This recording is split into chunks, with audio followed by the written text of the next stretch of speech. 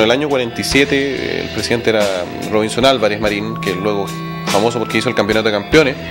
Él, digamos, estaba constantemente acusado de que estaba viviendo con el club en quiebra. Y hubo reuniones de socios, denuncias en los diarios. Uno de los dirigentes descontentos fue un joven contador que recién en esos años se integraba al club, invitado por el propio Álvarez. Los mismos problemas que teníamos siempre con Colo. Mucha deuda. Deuda, cómo se manejaba, no había claridad en todas las cosas. Se le mandó una carta, como no nos contestó, la hicimos pública. Bueno, y molesto con eso, en esa época se expulsaba por aclamación, en la asamblea nos expulsó a todos. En general, los presidentes antiguos de Colo-Colo creo que fueron hombres que se entregaron al club.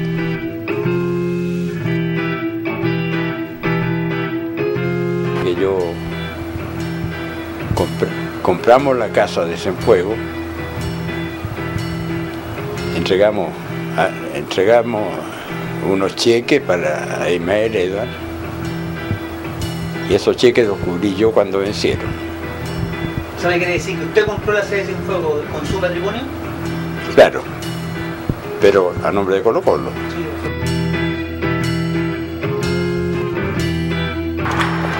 Bueno, fue una época que entregamos la casa en garantía de un préstamo. No me acuerdo, eran $50.000. Bueno, cuando venció, pagué los $50.000 y le devolví la propiedad a Colo-Colo. O sea, es decir, que la pagué 2 veces.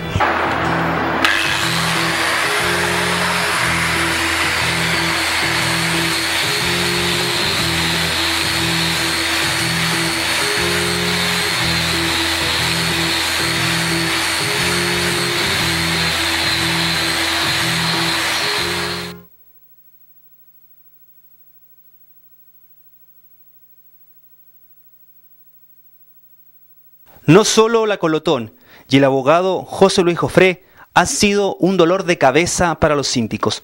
Pronto llegó el turno del senador Nelson Ávila, quien acusó por la prensa a Patricio Jamarne de apropiación ilícita. El síndico señor Safi contrata a una empresa de asesoría legal cuyo nombre de fantasía es Cellex, que pertenece al señor Jamarne con su esposa.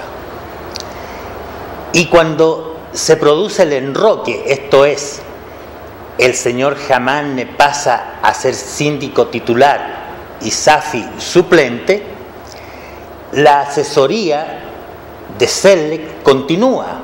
Entonces tenemos el absurdo de que el señor Jamarne se paga a sí mismo 10.5 millones de pesos mensuales. Ávila cita el artículo 38 de la Ley de Quiebras que prohíbe a los síndicos concertarse con algún particular para sacar ventaja o beneficio de una quiebra a su cargo. A mí no me pagaron nunca como Patricio Jamarne abogado. Yo actué a través de Cellex en los periodos 92, 2002 y 2003. Yo era el abogado y el segundo a cargo de la quiebra. El 2004, cuando yo asumo la quiebra, yo traigo en forma expresa la empresa Cellex, que es la que me va a acompañar adelante. Jamarne y Safi aseguran que la Junta de Acreedores supo desde el principio de la quiebra la existencia de su empresa de asesoría legal. Uno tiene su equipo y los acreedores saben que uno tiene su equipo. Y los acreedores contratan al equipo, porque ni siquiera es cosa que uno contrate, son los acreedores los que contratan al equipo. Lo anormal sería esconderlo. Lo normal es decir, estos son mis empleadores. Yo respondo a mis empleadores, que son los acreedores. Si ellos estuvieran engañados o ellos no supieran, yo estoy de acuerdo que podría ser un hecho éticamente reprobable. Es que eso nosotros no lo sabíamos. Reconozco que no era una situación que nosotros no habíamos planteado. Ha salido en la prensa bastantes veces, lo denunció Ávila. Pero no lo sabemos hasta que ocurrió eso. Esta es una figura impresentable desde el punto de vista ético y también legal, que por cierto, en cualquier ámbito en que se produzca, constituye una gravísima irregularidad y que, por cierto, de acuerdo a la ley de quiebras en su artículo 38, está penalizada. ¿Se debe o no se debe? Como te digo, nosotros ninguno sabía cuando salió. Y cuando se mencionó en la Junta de Acreedores, ningún acreedor tampoco lo cuestionó, en particular.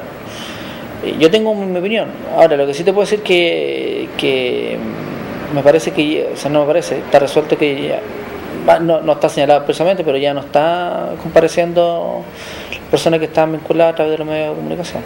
En febrero del 2005, para el abogado de la Tesorería y presidente de la Junta de Acreedores, la sociedad conformada por Jamarne y su esposa no cumplía funciones para la quiebra de Colo-Colo. Sin embargo, Jamarne, síndico titular en ese momento y dueño de Serlec, opina lo contrario. ¿Y Serlec hasta el día de hoy sigue manteniendo? Así es. Sigue dando los servicios competentes a Colo-Colo.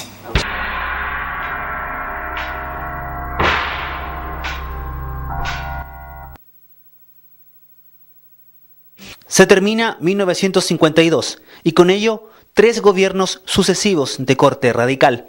La preferencia de la gente se alejaba de los partidos políticos y se inclinaba por los candidatos independientes, situación que es aprovechada por Carlos Ibáñez del Campo para volver al poder. Colo-Colo, conociendo el afán nacionalista de Ibáñez, decide no desentonar con las ideas del nuevo mandatario.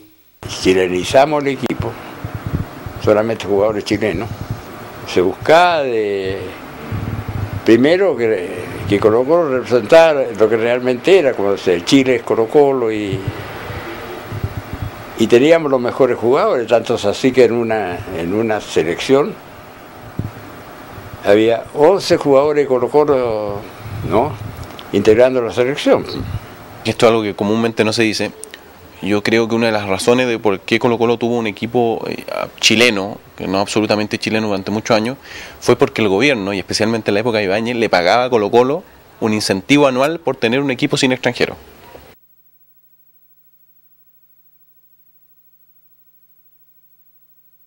Yo te diría que Colo-Colo es hoy, y lo fue desde que nació en 1925, un objeto de deseo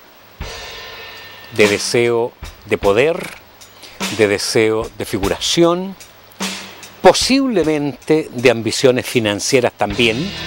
No se lo puede descartar porque hay sospechas que a estas alturas ya son fundadas en ese sentido, y lo ha sido siempre. Ernesto Blake, un presidente notable que tuvo Colo-Colo, decía: queremos que llevar la insignia de Colo-Colo sea signo de caballerosidad, el que la lleva es un caballero. Y eso era Colo-Colo, para una gente muy minimizada, muy humillada por su misma condición social. Cuando nace Colo-Colo en 1925 hay que considerar que la situación de las clases populares era tan desmedrada, era tan poco considerado el hombre de la base social chilena, que cuando aparece un club organizado, con sistemas de entrenamiento, con una organización institucional que le permite al año de haber nacido estar haciendo una gira por todo el país, que le permite 2 años después de su nacimiento estar haciendo una gira por Europa, que está formado y nace al alero de profesores de la Escuela Normal Abelardo Núñez de entonces. Considerando eso, naturalmente que ser colocolino es un motivo de orgullo. Hace que se transforme en transversal. Unos por ayudar a Colo-Colo, desde la aristocracia de entonces, se van fundiendo con Colo-Colo, que resulta ser socialmente, culturalmente, económicamente, una aspiración de todo un país, de toda la gente, independientemente de su condición, en todo sentido, incluso de género, porque mujeres colocolinas hubo siempre y las sigue habiendo.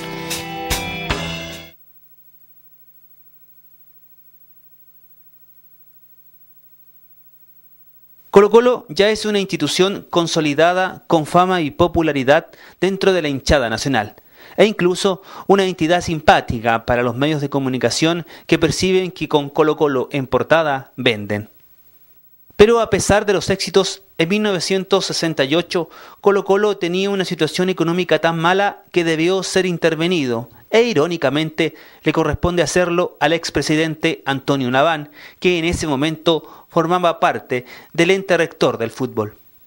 Paradójicamente, la campaña de Colo-Colo en 1973, que lo llevó a disputar la final de la Copa Libertadores, es señalada por algunos como una especie de anestesiante para la crisis política que vivía Chile. Cuando Colo-Colo era un club de fútbol, que no tenía nada, porque así era, tenía su fama, su popularidad, sus jugadores, era una entidad simpática para el resto del país, para la prensa, para los medios.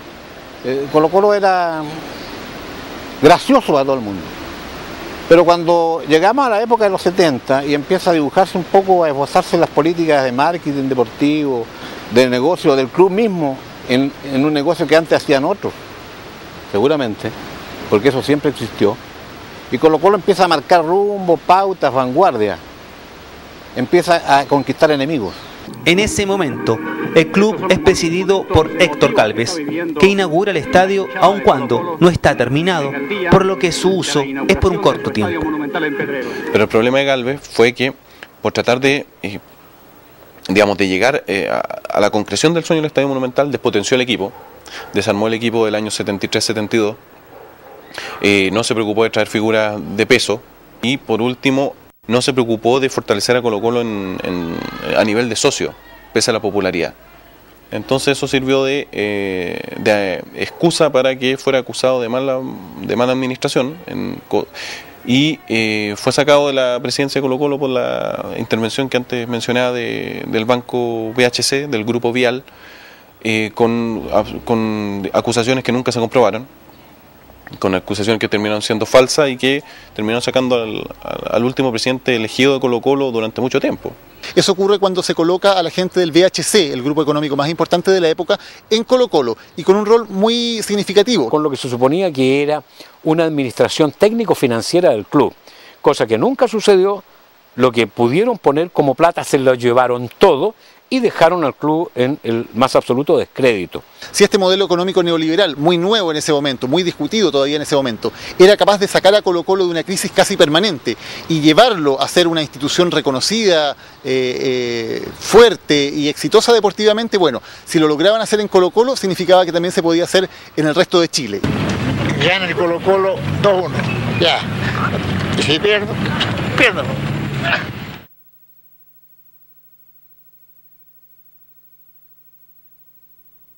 En una reunión le dije, presidente, tengo la autorización de mi institución formada por, y le di los nombres, para ofrecerle a usted, no, para pedirle, que es distinto. Una cosa es ofrecer, otra cosa es pedir. Queremos pedirle que usted nos acepte ser presidente honorario de la institución más grande que existe en Chile, la institución deportiva. Porque lo han sido otros presidentes de la República, ¿por qué no lo puede ser usted? Hay que recordar que Pinochet no es colocolino, el tipo nació en Valparaíso, hincha de Wanderers, pero reconoce que Colo-Colo es un efecto suficiente en la masa como para tratar de ganar más votos. Así que yo se los acepto, y con mucho gusto, y cuente conmigo en lo que yo pueda ayudar.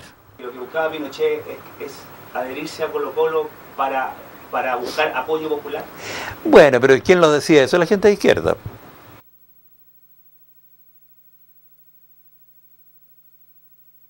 Después de tanta intervención del gobierno de turno, por fin, en 1985, el equipo popular vuelve a ser dirigido por colocolinos. Peter Dragicevic, joven empresario de raíces croatas, y Eduardo Menichetti logran, entre otras cosas, consolidar el sueño del estadio propio, una aspiración que traerá también polémica.